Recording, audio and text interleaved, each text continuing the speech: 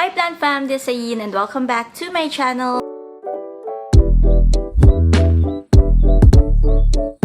So for today's video, ang pag-uusapan natin ay ang Ficus elastica or rubber plant. I posted this photo a few weeks ago or several weeks ago, and I asked you guys if you're interested to know how I take care of my rubber plant or my rubber tree because it has grown so much for me over the past year, and in fact mas matangkad na siya sa akin. So for reference, my height is 5'1" and it's taller than me. So I asked you guys if you want me to do a plant focus video on this and how I take care of it, and you know, some of you guys liked the post and merong mga nag-comment and meron ding mga nag-PM sa akin asking for advice on how to take care of the rubber plant. So I've decided to do this video, and as much as I want to bring my rubber plant inside, it really is so heavy. So mag-i-insert na lang ako ng photo and shots every now and then as I discuss more about the Ficus elastica. So if you guys are interested to know more about this plant and how I take care of it, then just keep watching.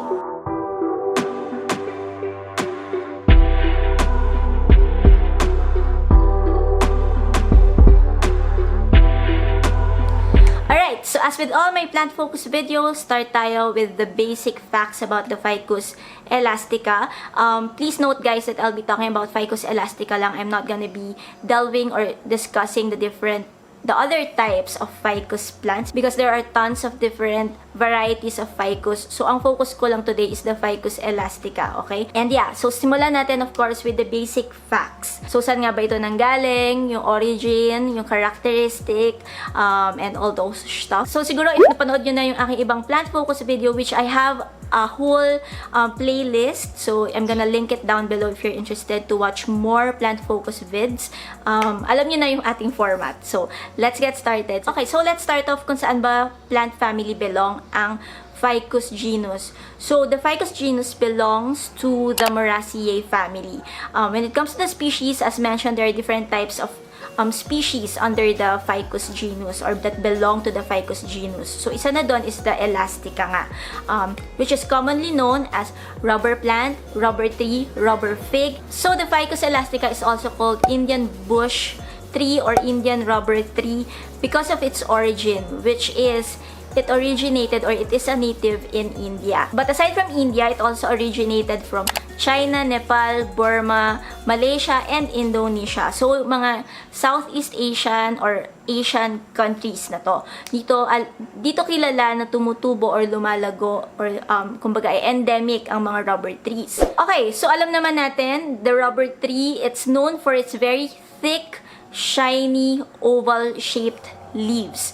Okay, pag kinumpara mo yung at hinawakan mo ang dahon ng isang rubber tree at kinumpara mo sa dahon ng isang regular na tree, let's say an aglaonema, sobrang makikita mo yung kanilang difference ng thickness ng kanilang leaves. So si rubber tree makapal talaga siya. Makapal talaga yung kanyang dahon. And also, it's known for its shiny leaves. In fact, I don't think you need to put anything on the leaves for it to be shiny. You just have to wipe it with water. Alam ko kasi na maraming mga plantito and plantitas out there are obsessed with like making the leaves of their plants shiny. So with rubber tree, you don't need to do that kasi talagang part na ng kumbaga characteristic or one of its characteristic talaga ang pagkakaroon ng waxy, shiny leaves. Although the Ficus elastica is known as an indoor plant, like it's one of the most famous indoor plants, not just in our country but even internationally or worldwide, di ba? The Ficus elastica actually grows better outdoors. They can grow as high as 100 to 130 feet na ganun silang kalaking puno, guys. So kung let's say if you want to encourage growth for your rubber tree, like plant them directly in soil because they are very sturdy, or replant your Ficus elastica in a bigger pot to encourage growth. So yung mga common types of Ficus elastica are Decora, Robusta, Black Prince, or Burgundy. So ito yung mga kilalang types ng Ficus elastica. So, in case you're wondering, ba't nga ba tinatawag na rubber plant or rubber tree ang Ficus elastica? It's because marami talagang usage ang Ficus elastica. Hindi lang siya ornamental plant, guys. Super dami niyang usage. One of its known usage is in the creation of rubber. Yung kanyang sap, yung nakikita yung ewan ko kung na-try nyo nang magputol ng stem ng isang rubber plant, or kahit hindi yung pinaka-stem, kahit yung pinaka-leaf lang, diba, you'll find parang white sticky na sap doon sa kanyang leaves. So, yung sap na yon is tinatawag siya na latex, and that latex is used in a lot of rubber products. So, I guess that's why it's called a rubber plant or a rubber tree, because it makes sense, right? So, ayun. Bukod sa kanyang main usage na yon, kilala rin ang rubber tree as one of the, kumbaga air purifiers. So, nagtatanggal siya ng toxins sa air. Aside from that, it's also known for its medicinal usage. So, it has a substance called mucilage, which is also found in aloe vera daw. So, ayun, marami siya talagang gamit, guys. So, hindi lang siya ornamental plant. It has a lot of usage. It has a lot of benefits.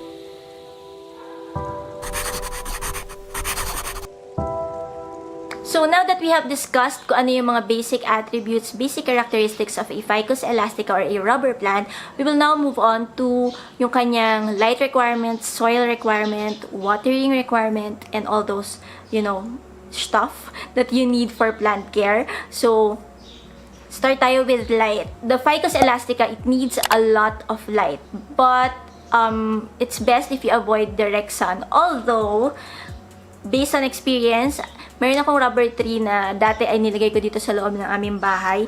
And then nilabas ko siya. And sa labas, actually nakakuha siya ng direct sun mga around 12 to 2 p.m. And naging okay naman siya. In fact, nabenta ko pa siya. So, sold na siya ngayon. Wala na siya sa akin. But yon, based on experience, hindi naman siya bawal makakuha ng direct sun. Siguro hindi lang whole day. Siguro may pahinga rin, diba? Siyempre, masusunog talaga yan kung whole day siya makakakuha ng sun. So, better if you put it in a shaded spot that gets bright indirect light.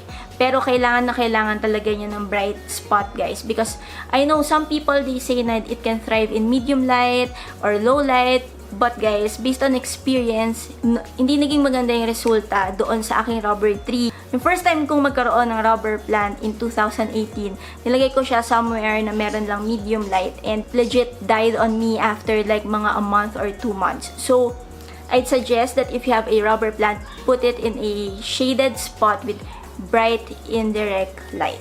Okay, so for watering, this is one of those plants na hindi nito kailangan ng too much water. In fact, it's one of those plants na I'd say na it needs a lot of light and less water.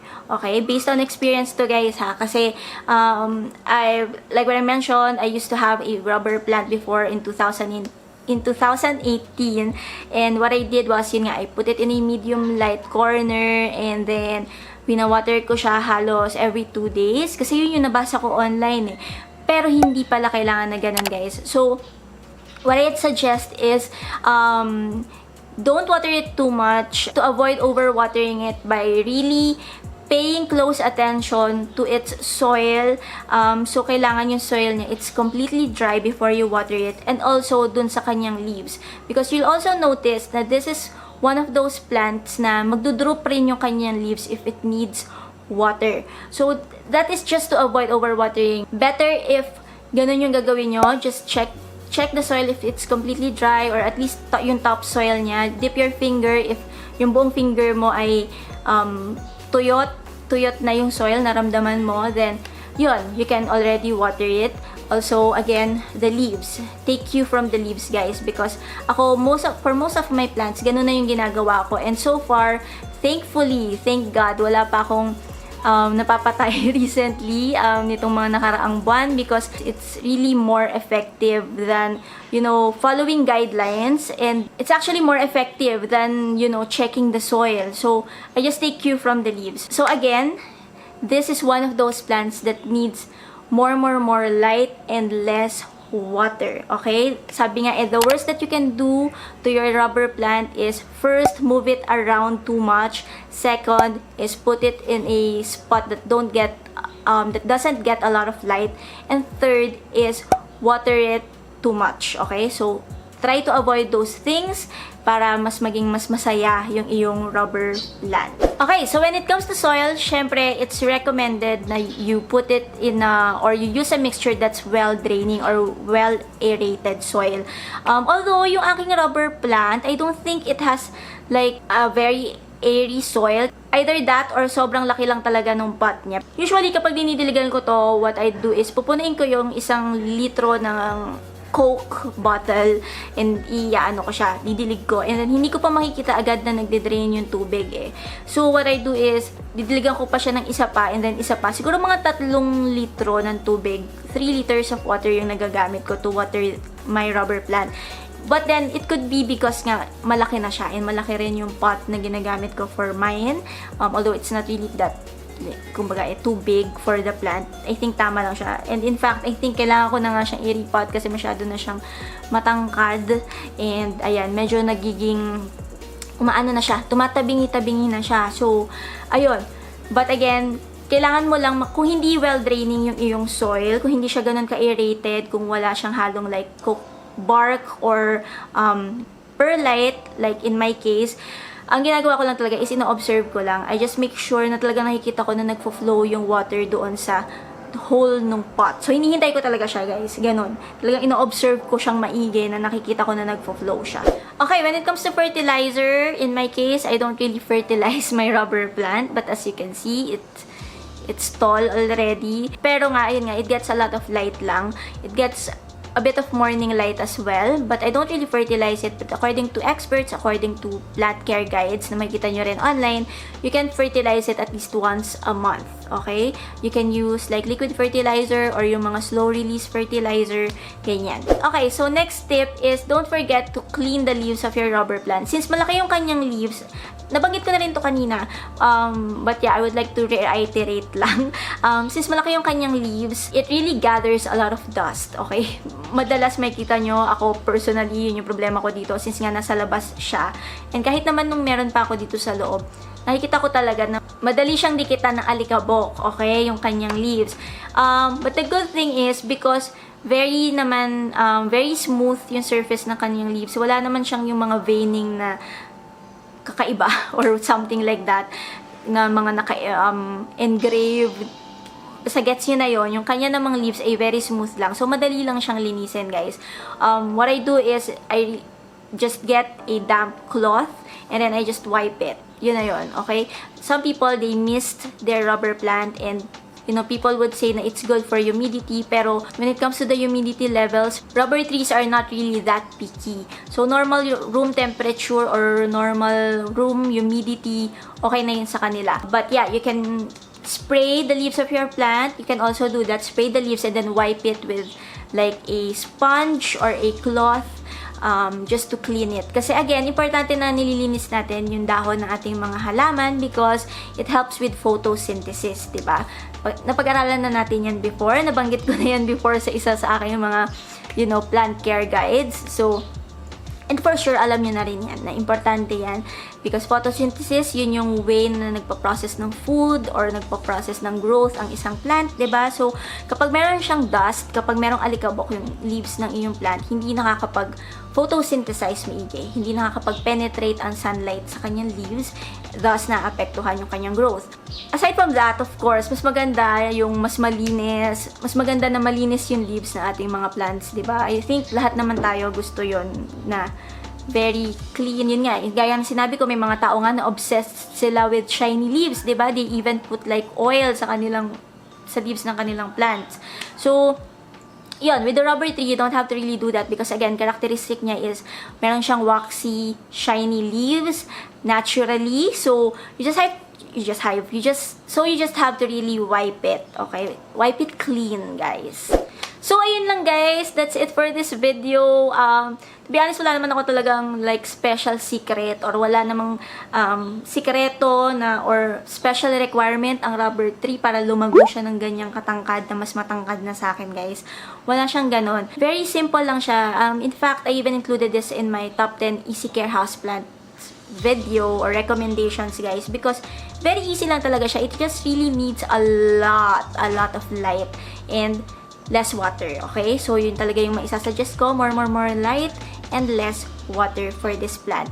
It's not a plant that, you know, requires like special, like what I said, it does not require special levels of humidity, ganyan-ganyan, wala siyang ganon. So, very basic lang yung kanyang needs, guys. And, yun. Yeah, that's it. Hope you guys find this video helpful and interesting. Sana meron kayong natutunan kahit paano, kung paano mag-alaga about ng rubber plant or general facts about rubber plants. Sana meron kayong nakuha na, alam mo yon, trivia or something na hindi nyo pa pala alam. Yeah, hope you guys find this video helpful and interesting. If you did, please don't forget to hit the like button, comment, and of course, subscribe to my channel if you haven't already, and join the plant fam. I don't have anything more to say. Thank you guys so much for watching. See you guys again in my next video. Bye!